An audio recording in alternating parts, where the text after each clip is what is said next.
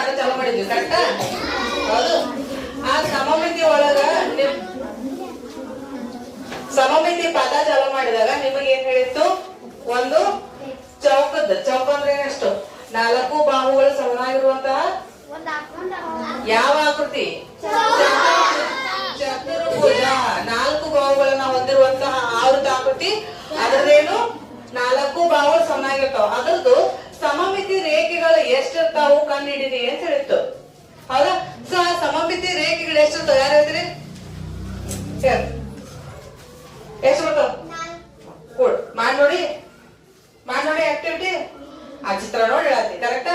So ಏನ್ ಹೇಳಿತ್ತು? ಒಂದು ಪೇಪರ್, ಈ ಪೇಪರ್ದಾಗ ಎಷ್ಟದ? 4 ಭಾಗಗಳಲ್ಲ? ಹೌದು. ಈ 4 ಭಾಗಗಳ ಅಳತೆ ಏನದ? ಸೇಮ್ ಅದ. ಸೊ ಇದ್ರದ್ದು ನಾವೇನ್ ಮಾಡ್ಬೇಕು? ಸಮಮಿತಿ ರೇಖೆಗಳು. ಸಮಮಿತಿ ಅಂದ್ರೆ ಆಲ್ರೆಡಿ ಗೊತ್ತೈತೆ ಎಲ್ಲರಿಗೂ. ಸಮಮಿತಿ ಅಂದ್ರೆ ಏನು? ಯಾವ ರೇಖೆಯನ್ನ ಹಾಕಿದಾಗ ಆ ಆಕೃತಿಯ 2 ಭಾಗಗಳು ತದ್ರೂಪ ಒಂದ್ರ ಮೇಲೆ ಒಂದಿಟ್ರೆ ಒಂದ್ರ ಗತನ ಕಾಣಿಸ್ತದ, ಅದಕ್ಕೆ ಸಮಮಿತಿ ರೇಖೆ ಅಂತ ಹೇಳ್ತೀವಿ. ಹೌದಾ?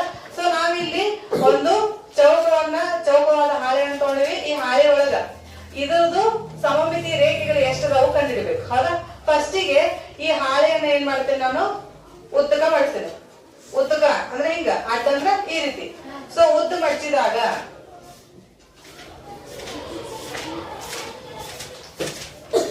ಉದ್ದ ಮಡ್ಚಿನಿ. ಈಗ ಒಂದ್ರ ಮೇಲೆ ಒಂದ್ ಇಟ್ಟಾಗ ಒಂದ ಭಾಗದ ಜೊತೆ ಕಾಣತೈತಿ ನಿಮಗ. ಇದು 2 ಭಾಗಗಳು ಕಾಣತಾವ ಚೌಕದ. ಈಗ ಓಪನ್ ಮಾಡಿದ್ರ ಹೌದಾ? ಚೌಕವನ್ನ ಉದ್ದವಾಗಿ ಮಡ್ಚಿದಾಗ ಇಲ್ಲೊಂದು ಗೆರೆ ಉಂಟಾಗೈತಿಲ್ಲ, ಇದು ಈ ಚೌಕದ ಸಮಮಿತಿ ರೇಖೆ. ಹೌದಾ? ಯಾಕಂದ್ರೆ ಇದರ ಮೂಲಕ ನಾವು ಮಡ್ಚಿದಾಗ ಏನಾಗತ್ತ? 2 ಭಾಗಗಳು ಒಂದೇ ಭಾಗದಂತೆ ಕಾಣಿಸ್ತದ.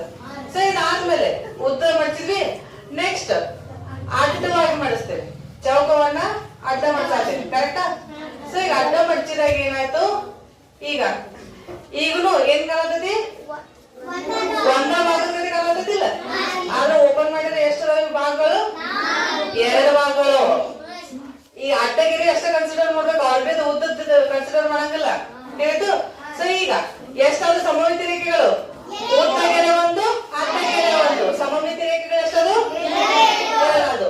ಅವು 2 ಮೂಲಕ ನಾವ್ ಏನ್ ಮಾಡ್ಬೋದು? ಈ ಆಕೃತಿ ಸಮಮಿತಿ ಆಕೃತಿ ಅಂತ ತೋರಿಸಬಹುದು. ನೆಕ್ಸ್ಟ್ ಓರೆಯಾಗಿ ಮಾಡಿಸ್ತೀನಿ. ಓರೆಯಾಗಿ ಅಂದ್ರೆ ಏನು? ಚೌಕದ ಕರ್ಣದ ಮೂಲಕ ಮಾಡಿಸ್ತಾನೆ. ಈಗ ನೋಡ್ರಿ, ಚೌಕವನ್ನ 2 ಭಾಗ ಮಾಡೈತಿ. 2 ಭಾಗಗಳು ಒಂದೇ ಭಾಗದ ಜೊತೆ ಕಾಣತಾವು, ಇಲ್ಲಿ ಬೇರೆ ಬೇರೆ ಭಾಗದ ಜೊತೆ ಕಾಣತಾವು. ಒಂದ ಭಾಗ ಕಾಣಿಸ್ತಿಲ್ಲ. ಸೊ ಈಗ ಓಪನ್ ಮಾಡಿದ್ರೆ ಮತ್ತೆ ಎಷ್ಟು ಭಾಗ ಅದಾವು? 2 ಭಾಗಗಳಿಲ್ಲ. ಸೊ 2 ಭಾಗಗಳನ್ನ ಕರ್ಣದ ಮುಖಾಂತರ ಮಡ್ಚಿದಾಗ ಏನಾಗ್ತದೆ? ಒಂದ್ರ ಮೇಲೆ ಒಂದು ಭಾಗ ಕೂತು ಒಂದ ಭಾಗದ ಜೊತೆ ಕಾಣಿಸ್ತದ. ಅಂದ್ರೆ ಸಮಮಿತಿ ರೇಖೆ ನಂಬರ್ 3. 3ನೇ ರೇಖೆ ಸಿಕ್ತ ನಮಗ. ನೆಕ್ಸ್ಟ್ ಒಂದು ಕರ್ಣದ ಮೂಲಕ ಆಯ್ತು. ಈಗ ಇನ್ನೊಂದು ಕರ್ಣದ ಮೂಲಕನು ಮಾಡಿ ನೋಡೋಣ. ಸೊ ಇನ್ನೊಂದು ಕರ್ಣದ ಮೂಲಕ ಮಡ್ಚಿದಾಗ ಏನಾಗುತ್ತೆ ನಮಗ? ವರ್ಗವನ್ನ ಅಥವಾ ಚೌಕವನ್ನ 2 ಭಾಗ ಮಾಡಿದಾಗ ಈ ರೇಖೆಯ ಈ ಕರ್ಣದ ಮುಖಾಂತರ ಮಡ್ಚಿದ್ರೆ ಏನಾಗುತ್ತೆ? ಒಂದ ಭಾಗದ ಜೊತೆ ಕಾಣಿಸ್ತದ. ಹೌದಾ? ಓಪನ್ ಮಾಡಿದ್ರೆ ಮತ್ತೆ ಏನದ? ಚೌಕನ ಅದ. ಕರೆಕ್ಟಾ? ಸೊ ಈಗ ಸಮಮಿತಿ ರೇಖೆಗಳ ಸಂಖ್ಯೆ ಎಷ್ಟಾಯ್ತು?